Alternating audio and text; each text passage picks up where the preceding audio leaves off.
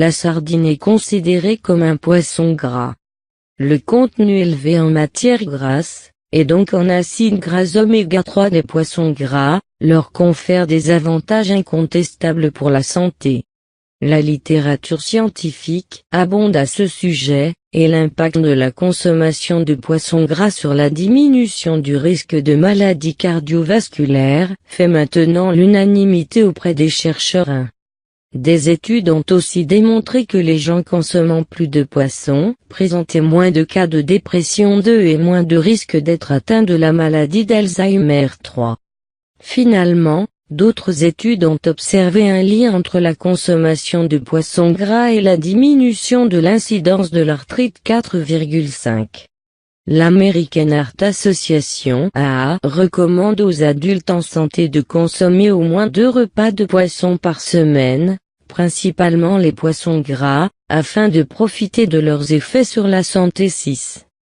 Quelques études sur la consommation spécifique de sardines ou d'huile de sardine ont été réalisées, surtout chez l'animal. Certains principes actifs précis ont été identifiés dans ces études et sont abordés ci-dessous. Quant aux avantages reliés à la consommation d'huile de poisson, ils sont décrits dans notre fiche poisson. Huile. Acides gras oméga 3. La sardine est une excellente source d'acide eicosapentaénoïque (AEP) et d'acide docosahexaénoïque (AD), 2 acides gras de la famille des oméga 3. Ces acides gras agissent comme précurseurs de messagers chimiques favorisant un bon fonctionnement des systèmes immunitaires, circulatoire et hormonal. Plusieurs études épidémiologiques et cliniques ont démontré que la consommation d'acides gras oméga 3, provenant majoritairement de poissons gras, exerçait des effets favorables sur la santé cardiovasculaire et réduisait la mortalité par maladie cardiovasculaire. Ces acides gras sont connus pour agir de plusieurs façons sur l'organisme, notamment en réduisant la tension artérielle, les triglycérides sanguins et la formation de caillots sanguins, diminuant ainsi les risques d'athérosclérose. La consommation régulière d'acides gras oméga 3 diminuerait aussi l'arythmie cardiaque et pourrait même inhiber la croissance des cellules cancéreuses. 7,8.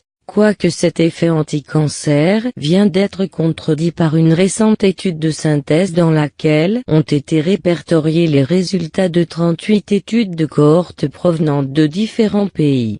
Les auteurs de cette méta-analyse indiquent que les données actuelles ne permettent pas d'affirmer qu'il existe un lien significatif entre la consommation d'acides gras oméga 3 et la diminution de l'incidence du cancer. 9.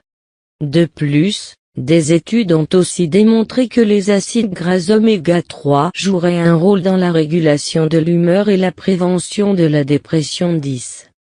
Finalement, ces acides gras exerceraient certains effets anti-inflammatoires, ce qui pourrait être utile dans le traitement de pathologies telles l'asthme, l'arthrite rhumatoïde, les maladies inflammatoires de l'intestin et le psoriasis. 11. Plus spécifiquement, des chercheurs ont démontré qu'après 1 an, des souris ayant une alimentation comprenant de l'huile de sardine présentaient une plus grande facilité d'apprentissage comparativement à des souris nourries à base d'huile de palme. 12. De plus, le premier groupe d'animaux présentait des taux plus élevés d'AD au cerveau, ainsi qu'une fluidité des membranes synaptiques plus grande.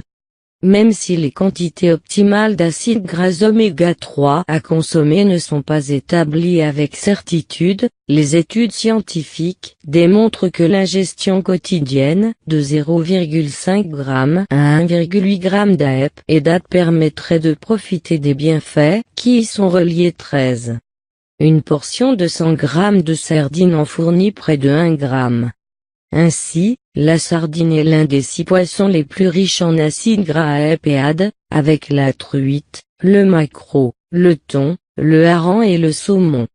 Il est bon de noter que le contenu en lipides et en acides gras oméga 3 de la sardine varie considérablement selon la saison de pêche. Les sardines sont plus riches en lipides en été et moins en hiver. 14.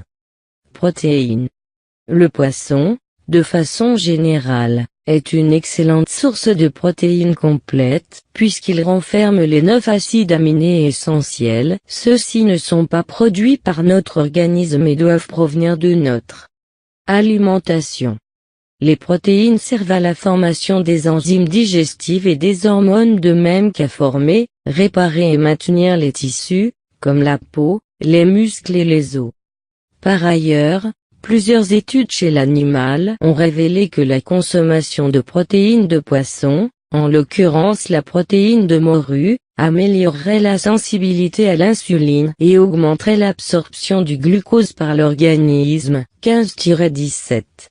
Une récente étude a démontré que la consommation de protéines provenant de sources marines diminuait les taux de lipides sanguins après un repas davantage que des protéines provenant d'autres sources. 23.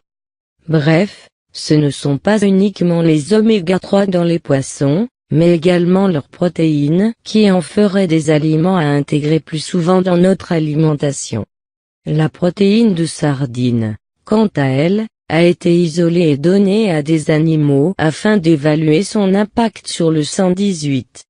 Les résultats ont démontré que la consommation de protéines de sardine augmentait la fibrinolyse en plus de prolonger le temps de coagulation du sang. Ces deux effets complémentaires pourraient être bénéfiques pour les individus à risque de thrombose. Dans une étude d'observation, la pression artérielle des consommateurs de poissons était un peu plus faible que chez les non-consommateurs. 19.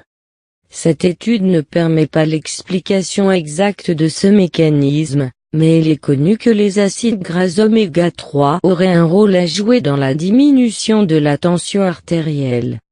Par contre, un autre composé actif présent dans la sardine pourrait possiblement être impliqué. En effet, un peptide isolé de la sardine aurait un effet hypotenseur chez des personnes modérément hypertendues, après 4 semaines d'intervention. 20.